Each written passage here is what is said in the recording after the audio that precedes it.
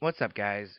Bringing you another episode of Black Tuesday, which is black like the color of seriousness, not black like color of somebody's skin or their race. But today I'm going to be talking about violent video games, and more specifically, are they related to gun violence and should they be limited? And I want to start off by saying, yes, I do play violent video games. I like Call of Duty. I like Battlefield. Like most teenage males my age, I would say, I like Halo, stuff like that. And um, when I first heard this argument, I was just thinking like, no, this is stupid.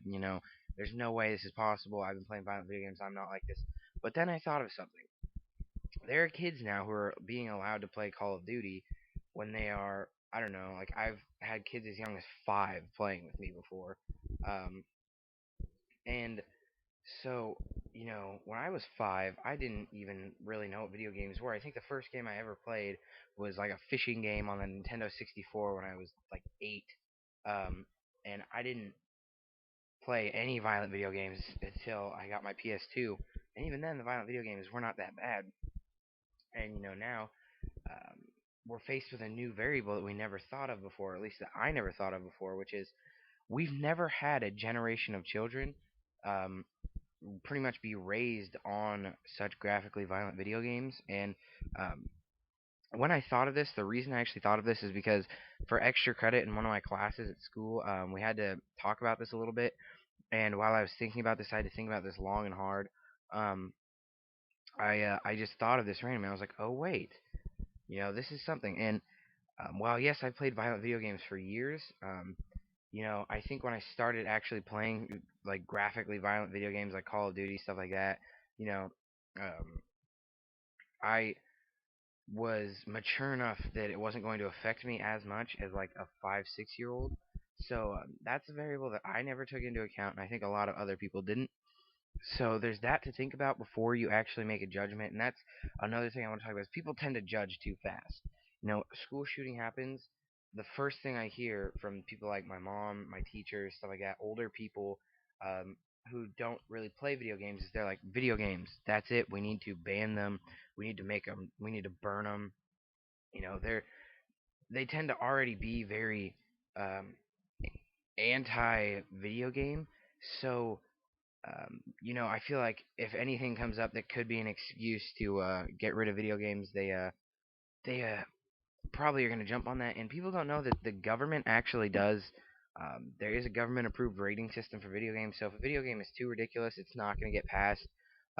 So there are regulations, and personally, I don't support games like Grand Theft Auto where you're just running through the street like stabbing random people with screwdrivers. I don't really like those games. They don't have a purpose. It's just random violence, and I've seen little kids playing that, and that's a ridiculous game to me.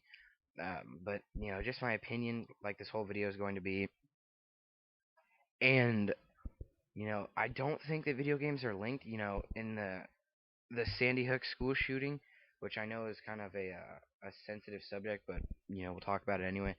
They were trying to link it to Call of Duty because he reloaded his weapon too much. He reloaded it too often before he needed to.